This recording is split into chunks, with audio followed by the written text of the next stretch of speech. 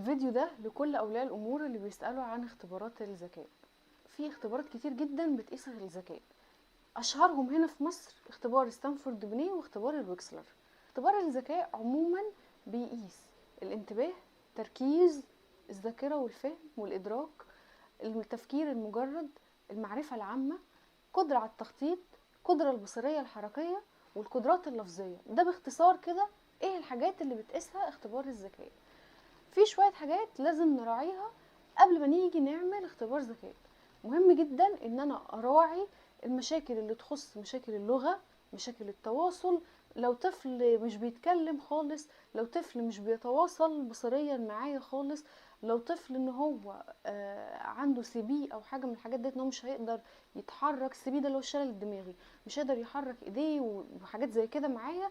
ده انا براعيه في الاعتبار، واحاول على قد ما اقدر ان انا اتفادى ان انا اعمل اختبار زي اختبار بنيه، وممكن نشوف اي اختبار تاني اعمل له بيه اختبار ذكاء. مين اللي بيطبق اختبار الذكاء؟ اللي بيطبق اختبار الذكاء هو الاخصائي النفسي خريج اداب قسم علم نفس او تربيه قسم علم نفس، بشرط ان هو يكون متدرب كويس جدا على اختبار الذكاء.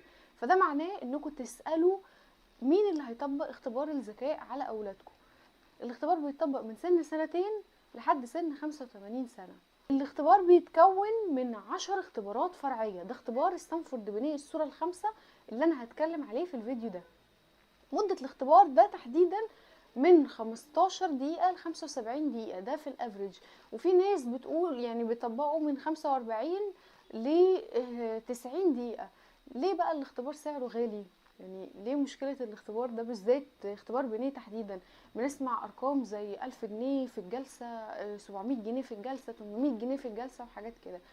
الشنطة نفسها غالية، يعني الشنطة نفسها ب2500. ومفيش حاجة في مصر هنا بتحدد الخدمات الصحية يكون أسعارها ايه.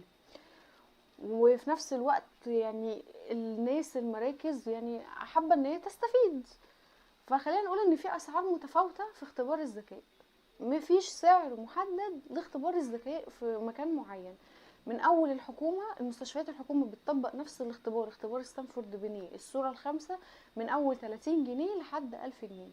فانا كده عندي مراكز ممكن تكون بتطبق الاختبار برينج مثلا 100 جنيه في الاختبار، 200 جنيه، 300 جنيه. فانا احاول ادور اشوف ايه المكان الاقرب لي والمناسب ليا، وادور واطبق فيه الاختبار. مين من الاطفال نطبق عليهم اختبار ذكاء؟ دايما الجمله المشهوره: لا انا ابني مفيهوش حاجه نعمل له اختبار ذكاء ليه، انا بنتي كويسه جدا نعمل لها اختبار ذكاء ليه.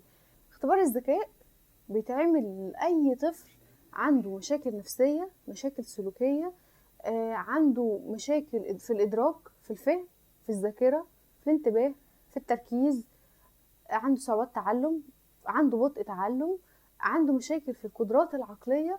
كل دي حاجات لازم نعمل منها اختبار ذكاء. مهم جدا ان انا اعرف الطفل واقف على انهي مستوى بالظبط، ايه الحاجات اللي ضايعه عنده، ايه الحاجات اللي هو شاطر فيها، لان اختبار الذكاء بيطلع نقاط القوه والضعف عند الطفل في القدرات العقليه بتاعته. فمهم جدا ان انا اعرف مستواه واصل لحد فين، عشان بناء عليه اقدر ان انا اساعد او اساهم في موضوع الخطه العلاجيه اللي بتتحط للطفل بناء على قدراته العقليه. خلينا دلوقتي نشوف شنطه اختبار الذكاء دي بتتكون من ايه. زي ما احنا شايفين كده دلوقتي قدامنا دي الادوات بتاعه اختبار الذكاء.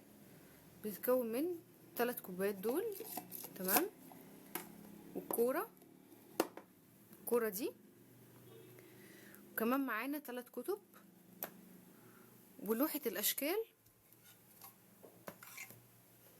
ومعانا الصوره ديت بتبقى بنت لو بنطبق على بنت، بنوريها للولاد لو احنا بنطبق على ولد. واللوحه دي وبوكس دوت. خلينا بقى كده نشوفه.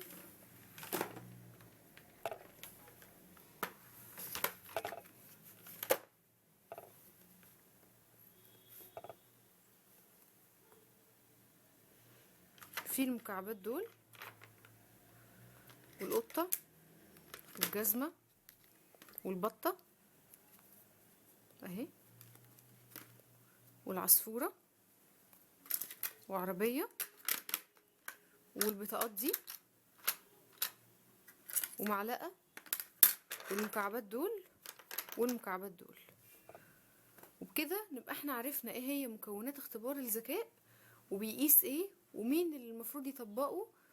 وان شاء الله تكونوا استفدتوا من الفيديو ده.